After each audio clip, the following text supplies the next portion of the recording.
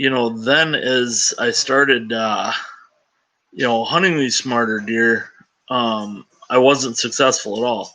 So I had to start this smarter, and that's how this whole thing came about. So with that said, these are, you guys can see the slides okay too? Everything's good?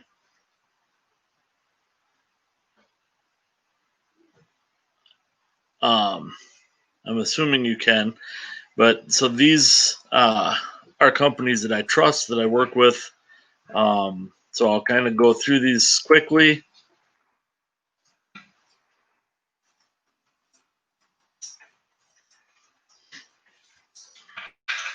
Now we're going to get into this.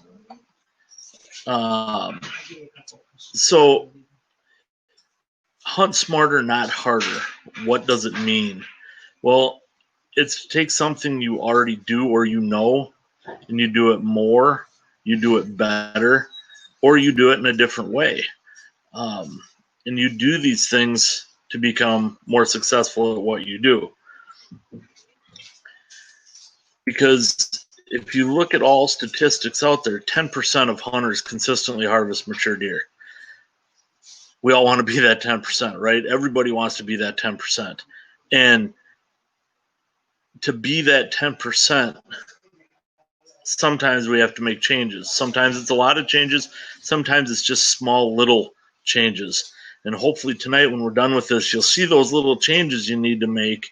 And sometimes I even have to look back at these that I built myself and say, you know what? This is the information you're giving these people. And do it yourself. Sometimes I even get frustrated and ahead of myself to do this. Well, I look back on it and become that 10% again. We're going to egress. Ingress is big. How you're getting to and from your stands is a big thing, especially as you get into older deer. And 1 and 2 year old deer don't seem to bother. 3, 4, 5 year old deer and older, it's a big thing. So how are you getting there? Is it the wind, bedding, trails, light control? What are you doing with those? I've got the next slide will be a map, and we'll discuss the wind, the bedding, and the trails. But on this one, I really want to touch on the light control. I like the green lights. It doesn't affect the animals as much when you're walking in and out. The big thing is if you're using a cell phone, a lot of people like to sit in their cell phone and pass time. Try to cover that light. Try to do something there, especially as it gets dark. Put your phone away. We were in bear camp, and I've listened to outfitters. I've watched bears react to that. I've tried it myself just to see what they do. The same with deer. They'll see that, and all of a sudden, there's a deer coming. What do I do? And you go and you move that phone to put it away, and that light flashes. They may see that. Then they've picked up on that movement. So watch how much light you're using in that tree with your phone, with whatever you're doing. But your ingress and egress, instead of using a white light, I use Cyclops. The reason I use the Cyclops is because I can change different, on my headlamp, I can change the different colors. I can go green, I can go red, I can go white. White is if I get, lucky and shoot something, I can use that for blood trailing. The green is to get to and from, or if I'm going in a blind, looking at that. The same with the red colors. It's a lot more because there's usually a red flash on there. If something happens in the woods or something happens to me, I can turn that flash on so that red is flashing, signal to somebody in case I'm hurt. So, look at that as your ingress and egress. Again, your wind, bedding, and trails that we're going to get into now, you look at this, the plan that I set up for a client of mine. And I'm not sure if you can probably see that circle there. But if you can see that circle over the top of that map, the main access, as you can see north, So the main access to this property is all along this northern line. The problem is sorry about that, is the main bedding is right here. He used to have a trail, as you can see, the old trail that came in here and it walked all the way down or came down through into this bottom. This over here is the new trail. The reason for that, and there's also one that borders and goes the whole property line to get back to this part of the property, because this is a big valley. So that wind would suck down as he walked here and go in this way, or he could get around coming this way. The problem is if he didn't and he kept going the old way on this trail and walked down this bottom, these deer that were bedded on this ridge would consistently see him and blow out of the property. Or if he had a west or northwest wind, they'd all smell him as they went in. So that ingress and egress was really big. If that wind switched at night, then you look at a different trail. That's why you always run at least 2 different trails or 2 different ways to get to your stands, depending on which way the wind is coming in. So that ingress and egress is really big when you're looking at that, especially with your wind. Checking trail cameras is the same way. So if you look back in the trails, these are the human trails, not necessarily deer trails that you're looking at getting. As you can see on a lot of these sites, depending on which the wind is, this food plot, 2 different stand sites for them getting in. This one here, we ended up actually, there's a stand here and there is a stand down here, 2 on this ridge. Everything coincides with how you're getting there and what is going to happen with that wind. So hunt that wind and check your trail cameras in that wind just like you're going to hunt it. Because if you're blowing those deer out early, you're going to educate them, especially right now, the week's coming up to season. If you start blowing those deer out, if the wind is wrong, don't go in there and get your camera. They're not going anywhere, guys. Or if you have that second access to get to those, that's what you want to do. Always create your bedding and build everything around your bedding. So when I'm doing my land management work and going in and setting up properties, I figure out where your bedding is going to be, and then we start expanding from that point. Next is your scent control, whether it's checking cameras, whether it's your hunting, what you're doing. This is a big factor that a lot of people, I don't want to say don't take seriously, because they do take it seriously. A lot of them don't take it to that completely that they should. You know, when I'm looking at your body sense and your showering, I'm pretty much going bald, so it's not as bad for me, but there's some who've already started. My wife and I have been using scent-free soaps. If you look at all studies, actual studies, it can take up to 3 weeks to get scent out of your hair. Myself, some hair, or there's other people that have, you know, long hair, women dye their hair, or, you know, get perms, things like that. It's usually 3 weeks prior that they have to start. And women don't like this. My wife doesn't like it. And the reason why is because most shampoos don't have good conditioners. And so it dries out their hair. Gets mad because, you know, after 3 months, she's like, I really need to get my hair done. And so it's something that you need to take serious and start way ahead of what you think before and expect it to be 100%. And there's nothing. There's a lot of, but you have to take certain steps and procedures. So my body, by, you know, using scent-free deodorant, scent-free, I'll take care of all that. Then I move on to my clothing. When I'm looking where I use Arctic Shield clothing, well, you can't put that in a dryer. So what I do is I will wash that in scent-free, and then I will hang that out to dry. When I'm done hanging it out to dry, I will then spray it, let it dry again, and then I will put it into a scent-free tote, not a plastic bag. And people are like, well, plastic bag's fine. Well, if you can smell garbage through a plastic bag, that means there's scent coming in and out of that plastic bag, so it's not working. Get a scent-free bag, a box. There's all kinds of different things out there for that. There's HS bags. There's scent crusher bags. Totes that have seals around them that are used for fishing or boating that are scent free, and that's what you want to put that in. So then I will get those clothes in there, and I will take care of that. When I hunt, no game, because when I go out to hunt, we leave those totes in our truck. I never want to wear my hunting vehicle ever.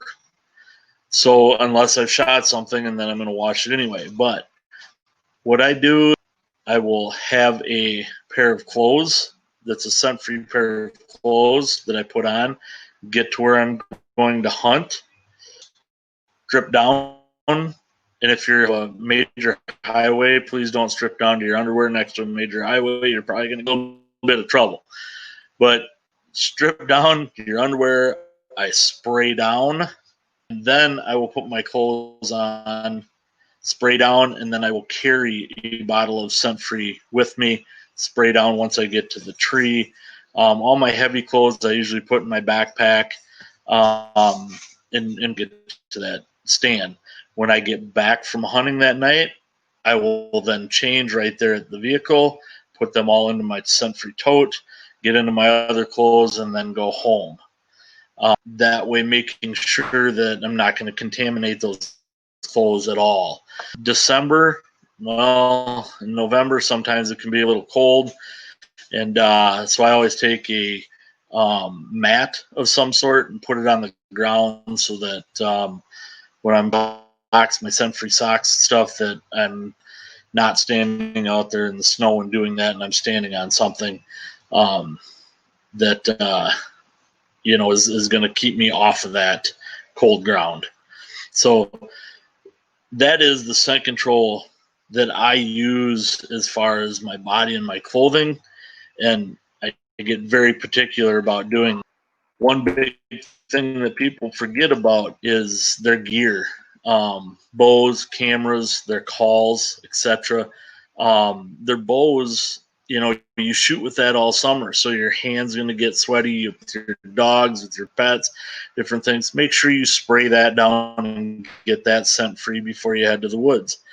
Your trail cameras, I think I touched on, when you're looking at your trail camera, when you first buy that, stink, they smell stick. So what I will do with that is I take that out, I wipe that down with scent free, I will hose it down, and then I will let it sit outside for a few days prior to putting that camera up. Leave that out so all that scent gets off there. When I go out, I'm going to put that camera up on that tree, and then I'm going to wipe it down. I don't spray it down because so then I get field wipes, and I will wipe that down with scent free. The same with your calls. Have you ever taken your call, and I know it's gross, but if you take that call that you used last year, grunt call, snort, wheeze call, anything like that, you take that out where it's out and you smell that from your breath, all the bacteria that's growing in there, it'll stink. That apart, clean that up, wash it out, and free. Baking soda sometimes works real well. And stuff, and that is scent free as you can.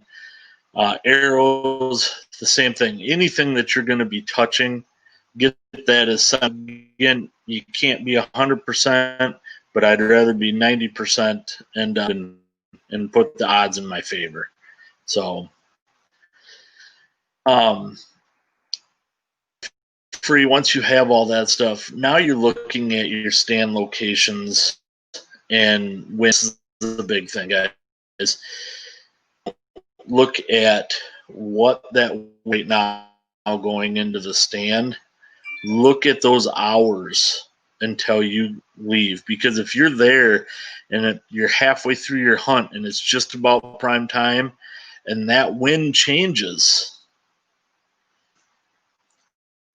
get down and leave. Because I would rather a chance tomorrow night of shooting than screwing it up tonight and that deer not showing up again.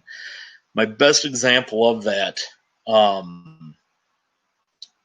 that happened is I took my daughters to a farm late season that a gentleman let me go in and take photos on. And we a couple 1-2-year-old deer that were decent. There was a really good 5-year-old buck, probably in the upper 160s, 170 buck that was coming to feed in this. So we got there, the wind changed, and we were in an old blind in the ground that had a bunch of holes in it, different things. So it was not a good sealed. And as we sat there, the wind again had changed. We had a 1-year-old buck and a 2-year-old together come out. They stopped at the edge of the, stood there, looked at the blind, stopped a little bit, did some things, and then walked right through it. Well, minutes later, my daughter says, there's an absolute giant deer standing back here in the woods. Well, because it was December, there's snow, we could see this deer. Picked up the binoculars, about 200 to 250 yards back in the woods was this buck that we're hoping would come out. That deer put its nose up once, shrunk down, made himself as small as possible, snuck out the backside, and never did come to that field. I talked to the guy who owned that property, show back up on that field for 2.5 weeks. That deer moved almost an entire 40 acres to feed an entire different area of the farm, just because of that one night and what we did. That's what happened to deer and where they go. If the trees still would have never seen that, we wouldn't have known what happened. Just assumed, well, he just didn't show up tonight. No, he showed up tonight, but because of our wind and we messed him up for the next couple weeks. So again, you have to, if that wind is wrong, just get down and leave. It's not worth messing it up that night for the nenext week. And granted, some have 5 or 6 days to hunt. That's where if you look on the screen, you look at, you have it enclosed blind. You only open that 1 or 2 windows to let the least amount of scent escape that. If you have to stay, I suggest really only stay if that, you've got that blind. Or if earlier you saw on my plans that I have 2 stands set up for different wind directions and there's no deer there and nothing is close, you can always get down real quick to the other stand that's safe and climb back up in that for the rest of the evening. So check out, that stand location and how that wind changes throughout the evening. If it stays steady, obviously stay. If it changes, hope you're in a blind. Close down as many windows as you can to make it, more doable, and so that the deer isn't going to figure you out or get down and move to the next field. So, do our food and water. And we're going to kind of touch on some different things here and when to hunt them and what to do. So you've got your clovers, your corns, beans, mixes, different things. Well, when do you really want to sit these and how do you really want to hunt these?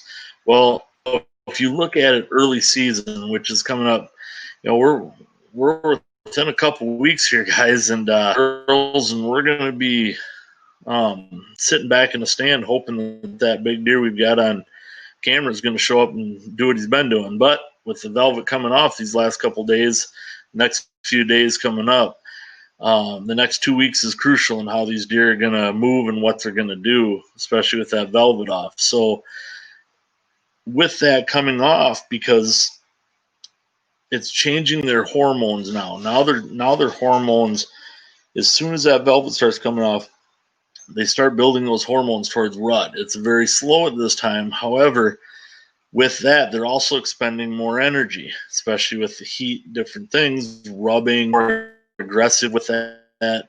So something that's got a lot of tonnage in it. You're looking at clover, beans, your clover fields that are going to have your chicories, brassica mixes, and beans. They really want those leaves right now. And the best way to actually plant it, if you're planting for deer, wait in weeks or longer than what the farmer is putting those in, and put them in, because those leaves will still be green come opening day, where most of them are going to start turning yellow here shortly, moving off, because they don't want the beans yet, and the leaves are now going to get sour. So try to get those, because they want that tonnage, that green that's in those beans. So that's what we really want to concentrate on right now early, because they're in that feeding mode. They're trying to, all that energy they're expending, they're trying to put that weight on, and they're going to try to put that 30 days, 45 days, until they get into mid-lull. Then they try to save that energy, don't move far, and then they're going to expend all that. Now concentrate on these areas instead of burning out areas and different areas that you're looking at. Hunt these now, because this is where those deer truly want to be. As you get into that October lull, which I'm not a big October lull guy. Does it happen? Yes, but you just have to hunt smarter during that. What happens during that October lull is deer are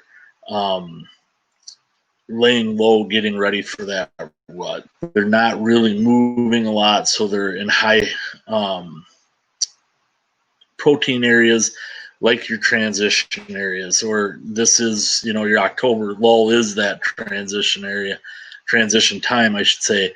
So you really want to hit those acorn ridges or your funnels, because this is where, if they're going to move any, they're going to move through your funnels, trying to get ready for that pre-rut, start marking some of their scrapes, their territory, and hitting those that high protein food area, where in hickory nuts, apple trees, if you've got apple trees in there. Those are the areas that you want to concentrate on during that time frame of moving and staying out on those open fields, because you're going to see a lot more does on those open fields and not as many of those bucks. So you've got to move and get into those transition areas if you want to follow where that deer is moving to. Then you're going to get your rut, the end of pre-rut, into your rut areas. And a couple things that you really want to concentrate on here is go back to your clover fields, go back to your brassicas. People say, well, why is that if they're not burning? If all they're doing is chasing does, burning that, they're trying to eat, because they're starting to get pushed harder and harder every day.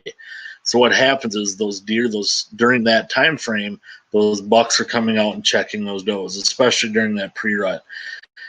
They're running those funnels, in the middle of the day, in the mornings, and to kind of, even break it down a little more. If you're an all-day hunter, hunt these clover fields and brassica fields morning and evening, where those does are going to be. Those does are going to move off, and they're going to go bed down. Get down, ingress and egress, like I talked about earlier, and figure out the year over the winter time is the best time to figure out how to work, and say, these are my clover fields, these are my brassica fields, these are bean fields, whatever, that I'm going to hunt during pre-rut and early season. But during rut, when I want to hunt these morning and night, and get from, which is that field, to that transition area or that funnel area to hunt that during the middle of the day. That's going to be your high ridges, your scrape lines. Figure out how to do that without busting a lot of those deer out of there at that time of the year. So in the you want to hunt Nebraska fields the same in the evening, during the middle of the day, during the rut, get back to those transition areas. Also, if you have water is huge. It's been time and time again with studies that and I've looked at it because I've been fortunate to be in a collaring program. So I get to track how, unfortunately, I had to quit tracking them. I can no longer do that through the entire season. Then I can start again in January. My deer did. We've got a lot of deer throughout the area that we've collared on my place or on my leases or different farms that I work with them on. So I get to see, and during the rut, spend a lot of time in the middle of the day at water sources. They can drink a half gallon of water or more a day during the rut when they're really pushing, especially if it's hot. If it's cold out, they don't need as much, but if it's hot, they're going to push these does, and I've actually physically watched them push these does into the middle of these little water holes that we create when I do my land management. The bucks will then, I had 5 bucks one time push a doe into the middle of a pond. She still drank around her until she was done, and once she was done, the most pushed her out, and then they all started chasing. Water is really big. So look at a lot of guys with water. The problem is they put them down low where you should not, because during the rut, deer like to run the 3/4 ridge, the first, what I call the first shelf. The ridge, you've got your top, and then it drops, and that's your first shelf.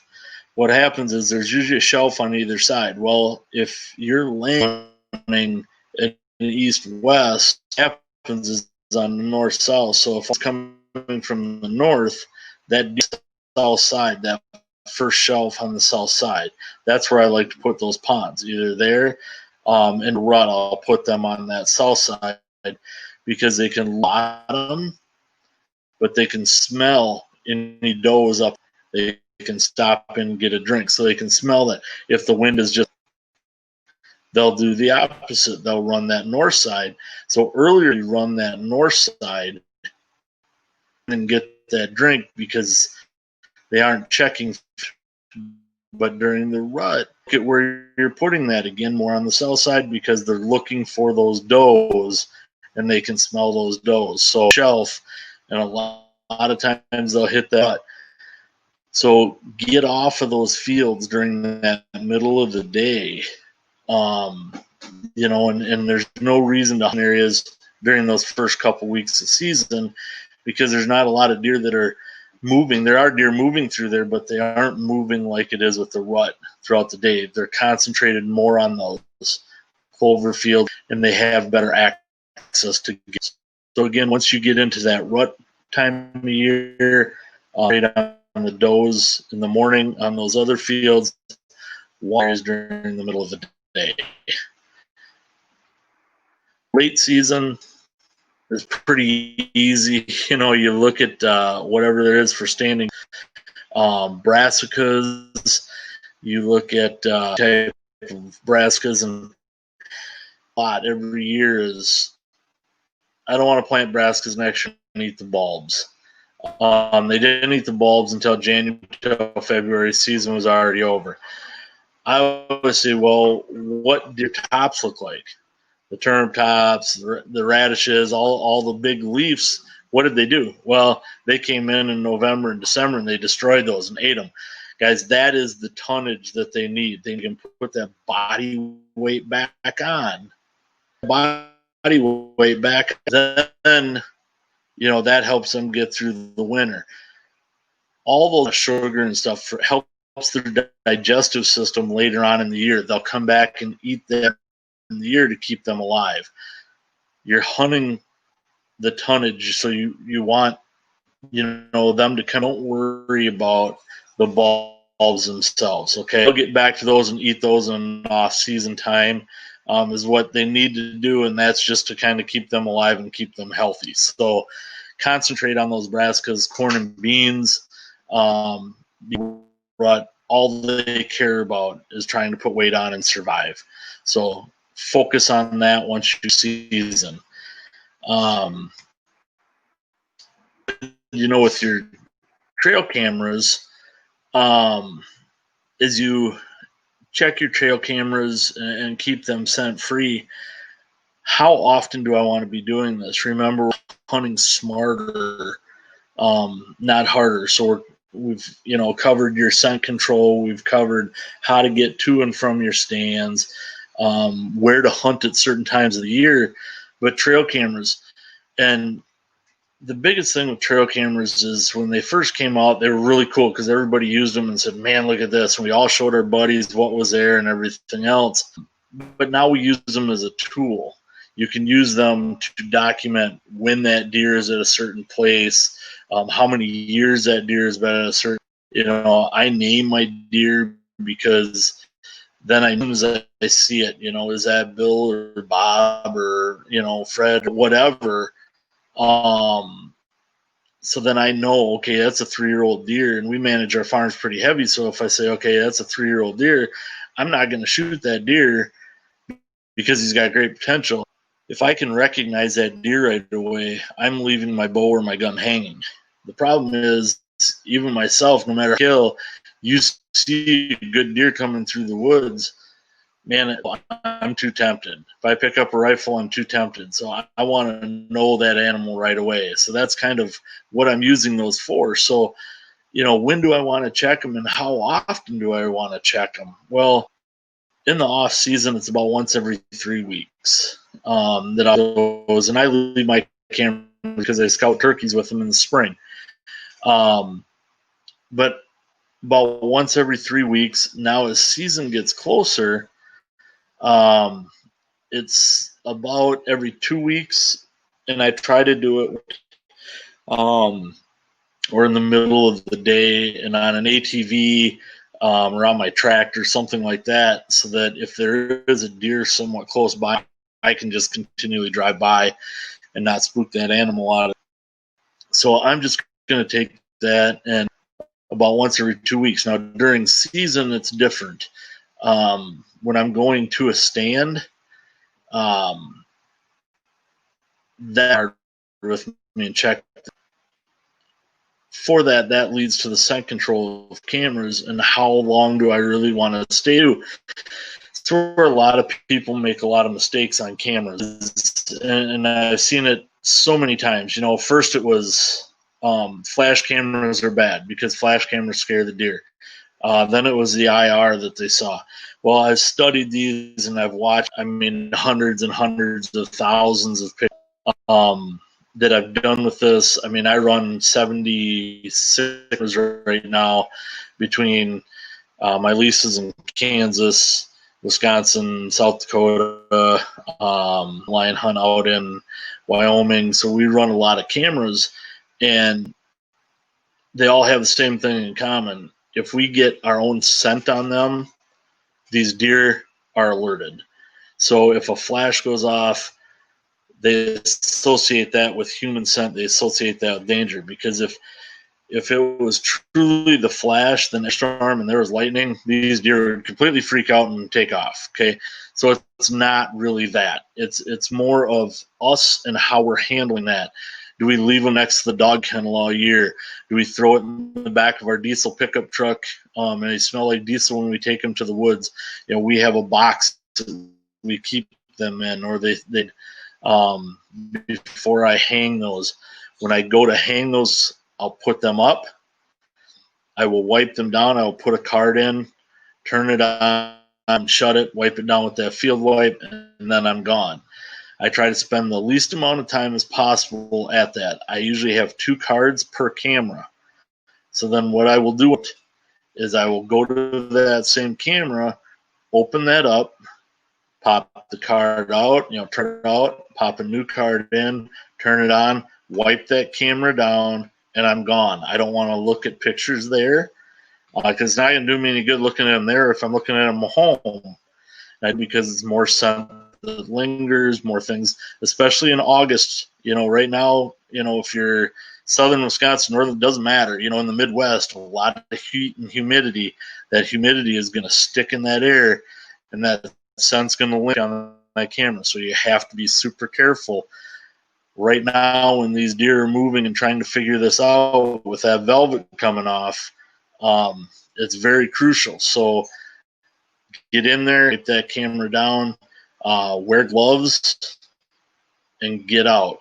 Rubber boot and ATV, but again, I always try an ATV, UTV, whatever. Try to get as close to the camera as I can, in and out. That way, leave it running. It for some reason bother an animal as it does for me. If I'm walking through the woods and it sees me, it's going to spook. A lot of times I can drive right by on my tractor, my ATV. When I come back out in 2 more weeks, that camera at that time, because they're not going anywhere. It's a digital card. And so really be careful with how you're running those, and that will help your success in itself. As I said, deer movements and identify patterns. Identifying patterns is huge with deer. Trying to figure out where they go from year to year and what they do, and where they are on the farm, from year to year, whether it's 40 acres or whether it's 500. And you can use these on public land as well and have just as good a success. If you follow all these steps all the way through, even on public land, be better than that next public land hunter, and have the advantage in your court big time. So, any of these things that I'm talking about today can be used to land. So, again, use these cameras, confirm their movements, and identify their patterns. So as we get into the last bit of it here, the end of it here, you want to put it all. Discipline is huge. Even myself, I find this. I'll start opening weekend and day in one state or another, whether it's here, usually, unless I get lucky and tag. I have, we're filming for my wife, we're filming for the show, or I'm helping some of our team members film. So I won't probably up until the end of December. And it's very hard to stay disciplined. As I get a couple months into this, I start going, you know what? I haven't seen my good buck. Yeah, I know he's here, but, today I'm not going to spray down. Today I'm not going to take care of. Today I'm going to get lazy and not do one thing, and it shows up. It only takes one to change that. All right. And so when it changes that, all it takes is that one split second and your whole season can change. So you can hunt for 30 days straight, not see anything, and then next thing you know, within the first season is over and you got a booner on the ground. So you have to stay disciplined, okay? The deer are. And that's why I say, those cameras, figure out what their patterns are, where they are, what they're doing. Look at what food source you're hunting. Look at all the different things we talked about earlier. If you don't put yourself to be at the right time of year, it does you no good. Okay, it's just like seat time. You have to have a lot of seat time, and everybody might sit in a tree stand, the better chance to know. If you're sitting there all the time wrong, or you're not taking care of scent control, or using the wrong vocals, doing things wrong, you're educating them and you're not helping yourself. So right time. So what I'm saying by that is, right, everything's right. Your trail cameras are telling on that certain food source, you have that stand set up, and you put the seat time in, and you sit that much longer. It'll only be 2 hours. hunts or 3-hour hunts. But if everything gets right at a certain time, maybe you want to sit all year or all and do what you can all day. It's the right to be doing that. Okay. And again, hunt that wind or stay home. Last year I had one deal, a couple nights where I knew that this field I'd be, but I had to stay home because if I didn't, the wind was wrong and I would have educated that deer. Well, I waited and I did it right. I ended on and I waited for the right day and I got the right winds, the right day, everything, just the stars aligned. And I said, today's the day I'm going in that stand for an hour and 15 minutes. The first day that I sat that stand and I wanted to sit at 4 or 5. That first day I was there, an hour and a half into it, and I shot that deer. You have to discipline yourself, guys. You have to. Or just stay home. And I know it's hard because, like I've said a million different times, you can't shoot it if you're not in a tree. Well, that's true. Then maybe you go to a different place that's a little safer and hope maybe that deer shows up over there if you really want to hunt. Just don't burn out your good spots. All right? Think it. Never overthink it. This deer that's on the bottom was a buddy of mine. He kept overthinking it. And unfortunately, it just didn't work out for him. But he was overthinking, how do I sit here? What do I do here? He saw that deer a couple times, and it didn't work out. And I've done the same thing. I've had a couple deer that I had one a couple years ago that I overthought it way too much, and my neighbor ended up shooting that deer. And I'd seen that deer, and I'd actually was on that deer 6 different times at full draw. I just could never get that opportunity I wanted. So then I started overthinking it and pushing things too hard and quit disciplining myself and quit doing things. And then that deer just completely disappeared off my place, and the neighbor shot it. That was all on me. I made that mistake. And we still do. We're human. But that's why I'm saying I've been there, guys. I've done it. I know it. These seminars, because my failures have led to success. And so, again, run with that and don't overthink the process. If your gut's telling you that it's right, the winds are right, things are right. If your gut's telling you, this just isn't a good idea, then it's probably not a good idea, and just don't do it and wait till tomorrow. This deer here was back in 2017. 2018, I didn't get to hunt. I had an accident and broke my back in 7 places and my sternum, and banged my head pretty bad, so I didn't get to hunt in 2018. 2019 was good to me in 2017, but this all comes down to what I've been telling you with hunt smarter, not harder. This deer here was a deer I called Pretty Boy. Wide is 145-inch deer. He was a 5.5-year-old deer. He wasn't getting any better. He wasn't doing anything. Didn't do anything from 4 to 5. He was high on the hit list, and I saw this deer at one end of my property, the end of October around Halloween, and I'd seen him there 3 different days. He would never give me the shot. He'd do different things. I thought that deer was going to stay there, so I hunted him, and I started hunting him real hard there, playing in the wind, doing different things. He disappeared. I didn't see him in 3 days. I went and had a card on my camera, and I'm going through this and going, okay, what's going on? Because now we're starting to really get into that rut. Do I need to get to a different travel corridor? Because I was hunting a travel corridor, and that's where he was coming through. So I went and I checked that trail camera. And so I started going through old files, because every year I keep my files and what their names are.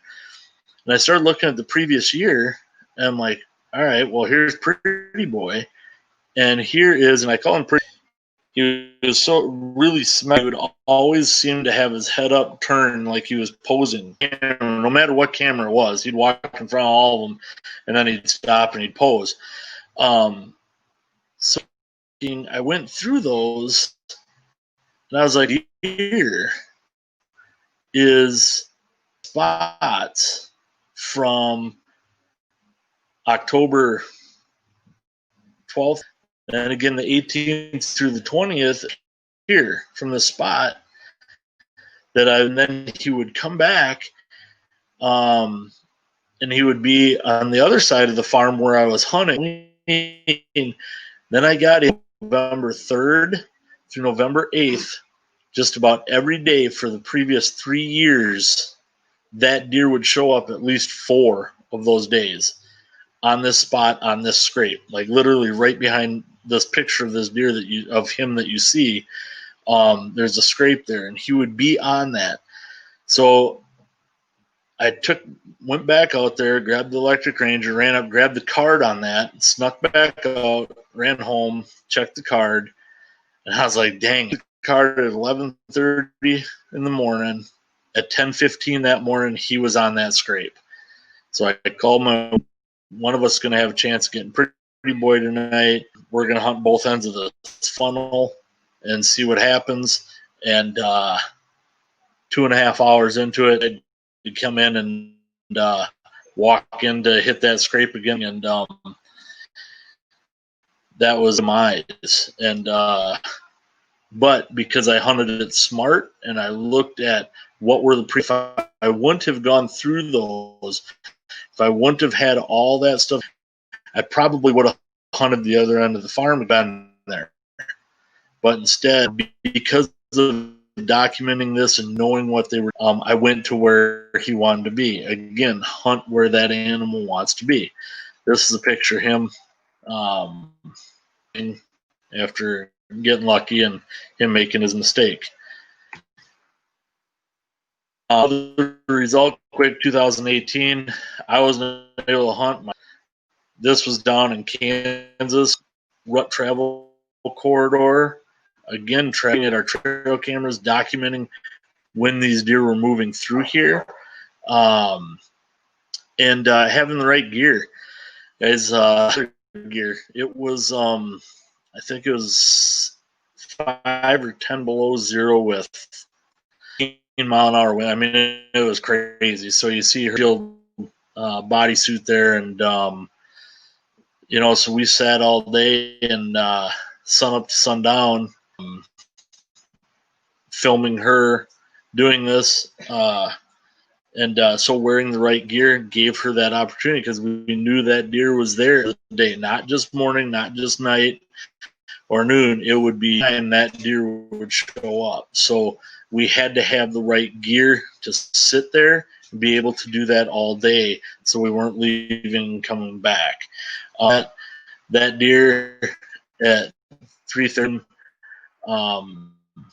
showed up, and she was able to put an arrow in it and successfully shoot her best whitetail to date with her bow. So again, just to recap everything, is looking at how you're using those. Your ingress egress is the first one, I guess, and be very careful on how you're doing that. Scent control is huge. Be very, very disciplined, okay? And look at your trail cameras. Use those as a tool, not just as what bucks do I have on my property and where are they. Start documenting their patterns and how source to food source and what time of the year, and if they're at water or what they're doing, and document that. Get the right clear for your hunts, and all day long if you need to. And you're going to be a lot, because you're going to be hunting those smarter. Why burn yourself out and hunt extremely hard when you could be messing your area up, instead of hunting them smarter, possibly even putting in less time because you know where those deer are, and then becoming a lot more successful. With that, I wish you guys luck this fall. Next Thursday night, September 3rd, we'll have hunting mature bucks and how to pattern these deer. We'll kind of overlap a few things that I said tonight, but we'll even get a little more in depth with that. And September, you own land or looking at land, lease land, whatever. The 5 land management must-haves that you should. With yeah, I've got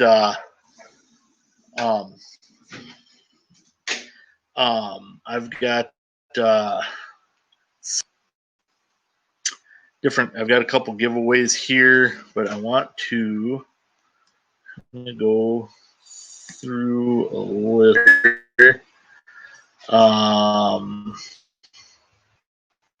And because I'm gonna do, I've got. Oh, let's see here. It's a little different having to do this on vacation or in a campground, kind of in the office. So, I've got a Code Blue scent pack, and let's see. Just 4 of them? Yep. So my wife is going to do a little drawing here for everyone, and Like Scotty, he can send us his okay, yep. Jason, you sent me yours, I believe, your address. Mike, Slotty, you were on last week too. Could you send me? You were one of the winners last week. Could you send me your address also shipped out to you? And then she's gonna do this drawing here shortly. So if you can hang on for. And Corey, yes, these will be going when they're all done. Decided yet if it's going to be just one after another on the YouTube channel, or if we're going to wait until the same time. I think you could put these 2 up when we get home. Actually, talking to my wife, she says from here. I will put those up. So probably Sunday when I get home, I will put those up on the YouTube channel. So the last weeks and then the one I did tonight, we'll make live after this weekend for you. So and for the Code Blue stuff. Is Corey. So, Corey, I think it's so. I will get that, and then I have a shield backpack and hat.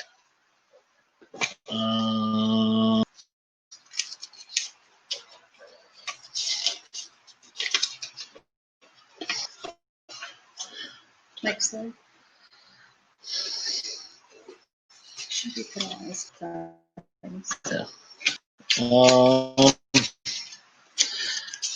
Mike. So I will get those out to you guys as well. And I think next week, I will have if you tune in next week, I will have a new Moultrie cell cam, and I have 2 or 3 other pretty nice items for giveaways next week, and I know I will on the last one. So again, I thank you for tuning in tonight. Hope to see you, and I'll get these posted on YouTube as soon as I can. Thank you again. Have a good night.